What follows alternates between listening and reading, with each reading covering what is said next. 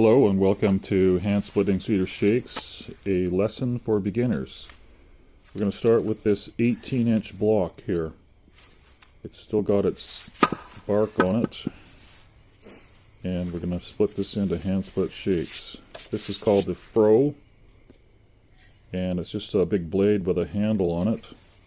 Place it on there, estimating a ½ inch, and you get the mallet, which is just a big hammer, and you hammer the blade down into the wood.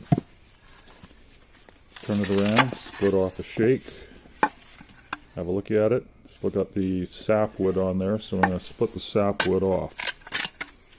Could have done it a bit thicker there. I'll turn it around, and there we have one hand split 18-inch shake. Generally the 18-inch don't taper as much as they could, but we'll see more of that later in this lesson. I'm going to work on two faces here. You can see I split one off there.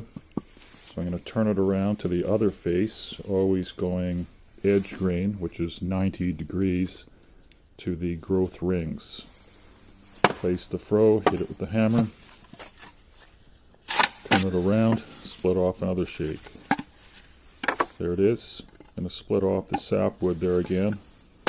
Sapwood is kind of juvenile wood. It will rot quicker than the rest of the wood, so trim that off. Looking for a nice parallel shake. Now, flip the block over. You can see the mark there where I split it before. So I'm going to flip the block over, hold it with my feet, place the froe, get the mallet, hit it, break off another shake, trim off the sapwood and the bark. That makes good kindling. Nothing is wasted here. And here we have another shake. Turn it around, work on the other face that I'm working on. Hit the froe with the mallet, pry off another shake. Trim off the sapwood, throw it into a kindling pile, and there we have yet another shake. 18-inch shakes are good for the starter row, which are going to be covered up by the 24-inch shakes anyway. And split off another shake, flip that kindling out of the way, and yet another shake. Work on the other face here. Eventually this block is going to get so small I won't be able to get another shake. Trim off that little edge there, that's a little too narrow. And here we have a shake. It's about a hand width or more, so that's still within limits. You don't want to go too much narrower than that. And we've got this little piece left here. I think I might be able to get one more shake out of there.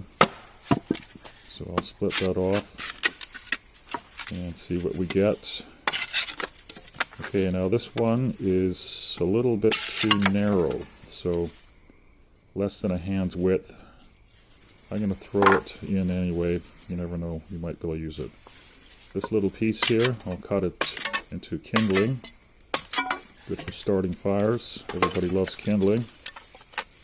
There it is. Alright, now we have a 24-inch shake. As you can see, it's longer than the 18-inch shake. Have a look at the grain. Always go edge grain, 90 degrees to the growth rings. Place the froe on, estimating a ½ inch or more. Hammer the froe in with the mallet and pry off another shake. So here we have about a ½ inch thick, and it does taper, but not that evenly. Still a perfectly serviceable 24-inch shake. Flip the block over. I'm just going to work on one face on this block. It's a kind of a small block anyway. And hammer the froe in. Pry off another shake, moving the froe downwards as I split it off. So here we have ½ inch, and this one did taper fairly nicely. By flipping the block over each time, that's how you achieve the taper. Not only do you get more shakes per block by doing the taper, but also they fit on the roof nicer when they overlap each other. Pry off another shake. This one is quite nicely parallel, so it doesn't require any side trimming. Nice taper to it, minimum 1/2 inch thick. And here we'll fit these two shakes together, how I split them off. And they weren't like that, they were split off like this. So you got a 1/2 inch thick shake and a 1/4 inch taper, so you're actually getting 2 shakes out of a 3/4 inch piece of wood. So that's actually better economy than getting 2 1/2 inch shakes.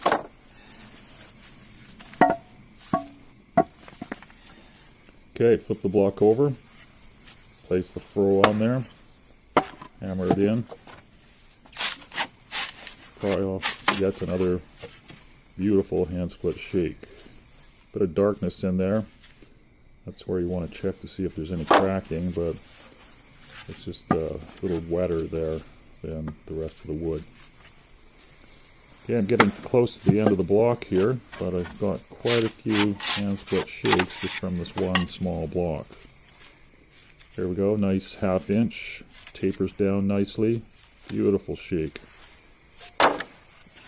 Smells nice too, you get kind of aromatherapy as you're working. Bit of kindling here. This I call a gardening stick. You can stick that into the ground, holding up tomatoes or peas or other plants.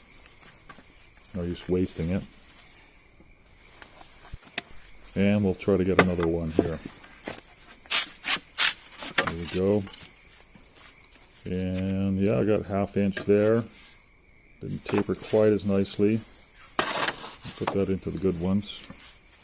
And here we have a little end that I got left here. Cut it up into some nice gardening sticks here. And there you go. You can use these gardening sticks. Very nice for gardening. You can mark the ends of the rows of your plants, or even just stick them on in around tomato plants to hold up the plant off the ground. Okay, here we have another block, very dark wood. A lot of musical instrument makers would love to have this wood, but it's just a little too wide grain. Got a few defects in it, so not quite good enough for musical instrument wood, but it will make some very nice hand split shakes. You can see some seawater has soaked in on the ends there and discoloring the wood, but perfectly good for hand split shakes. Flip the block over to achieve the tapering. Place the Froe, hit it with the mallet, hold it with your feet, turn it around, pry off another hand split shake. There we go, nice taper there, and 1/2 inch thick at the other end. It's actually quite remarkable how many shakes you can get just from one block, if you do it right. There we go, pry off another shake. Beautiful colors in this wood. The aromas of the cedar, it's like having aromatherapy as you're working. It's a beautiful thing to do in the morning, fresh air. Wakes you up, makes you feel great. Good sense of accomplishment. Heavy shakes, they will dry out. This block is quite wet. Some of the wood I get off the beach, it's bone dry, it's sitting up nice and high in the sun for quite a long time. Dries out. Other wood, it's down lower, soaked in seawater, gets very heavy and wet. But either way, it's still perfectly good for hand split shakes.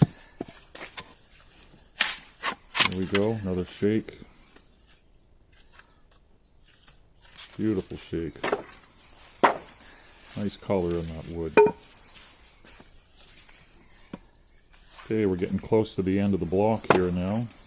I think I can get a couple of more here, full-sized ones.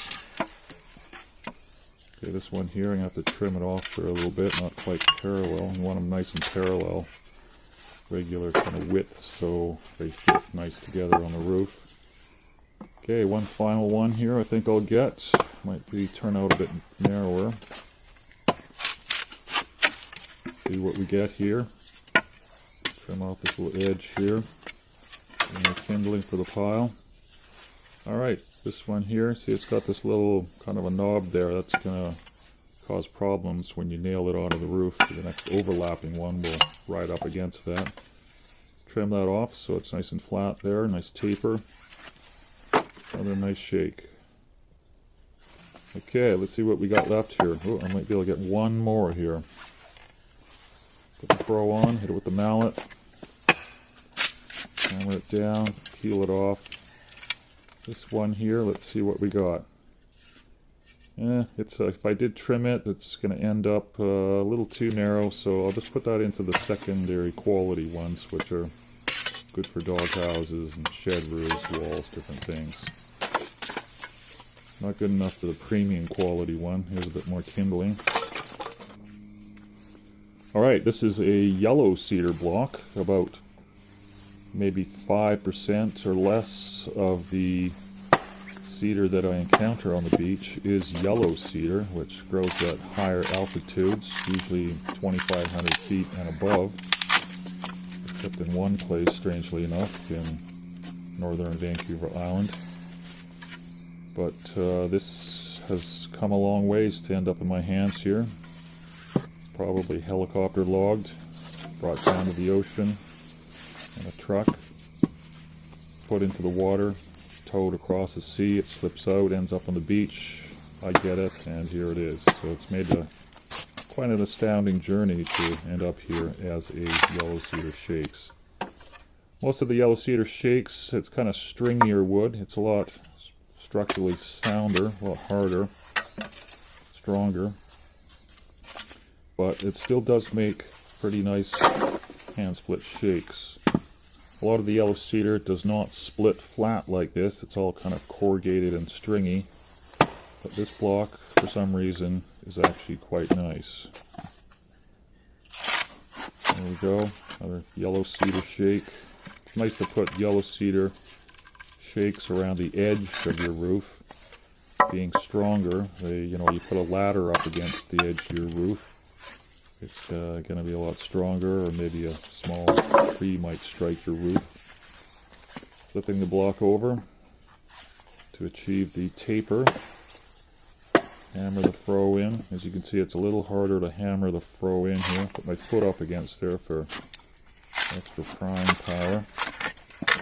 And you can see how it's getting a little stringy there. Not quite parallel. There it is. And it doesn't split quite as easily or as flat as red cedar, but nevertheless does make some beautiful hand split shakes. Getting another one here. Hammer in the Froe. Move it down, pry it off. See what we get, not quite parallel, so I'll just trim off this edge here to make the edges parallel. It's got this little knob on there. Once again, the next shake that's going to be overlaying that, well, it's going to cause problems. So I'll cut that off now to ease the installation of the shake onto the roof. There we go, fairly nice taper there. Getting close to the end here. Got a bit of a wave near the end here, which isn't too much of a problem. A little tougher to split off the yellow cedar. Not quite as easy to work with. Cut off that rotten bit there. And there we have another shake. Not quite parallel. Trim off that piece there. Getting a little narrow, but still within limits. Okay, I'm getting to the end of the block here. I think I can get one more here. And here we go. See what we got. Trim off this irregularity off the side there. Not quite parallel. Trim that off. That is not a great looking shake, but I'll put it into the secondary quality ones. Not good enough to be premium quality, but still serviceable for some application. Split up the end there, nothing left there.